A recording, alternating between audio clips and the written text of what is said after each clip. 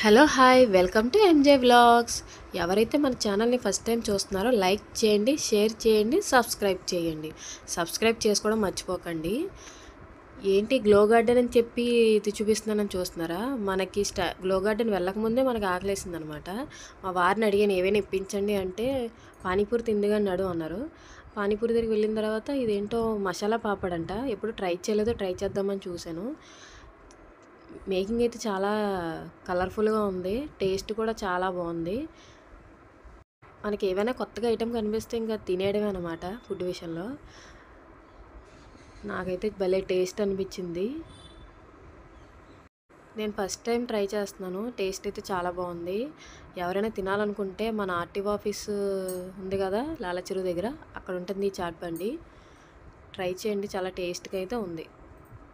ఏమైనా ఇప్పించండి అంటే మా వారు నా వంక ఎర్రగా చూశారనమాట.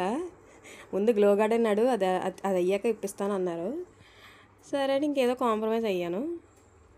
ఇదే మన రాజమండ్రిలో కొత్తగా ఓపెన్ చేసిన గ్లో గార్డెన్. ఫస్ట్ డే వెళ్దాం అనుకున్నాం, చాలా జనం ఉన్నారని ఇంకా అయిపోయాం అనమాట. ఈ టికెట్ కోసం నుంచున్న జనాలు చూసి మా వారు నేను ఉంచోలేను, నువ్వు వెళ్ళి తీసుకో, లైన్లో నుంచి టికెట్ తీసుకోమన్నారు. సర్లే ఇంక ఏం చేస్తాం, తప్పదు కదా అని వెళ్ళి నుంచున్నాను. టికెట్ కాస్ట్ వచ్చి పెద్దవాళ్ళకి 30, చిన్నపిల్లలకి 20. మా అబ్బాయికి టికెట్ లేదు, ఫ్రీ.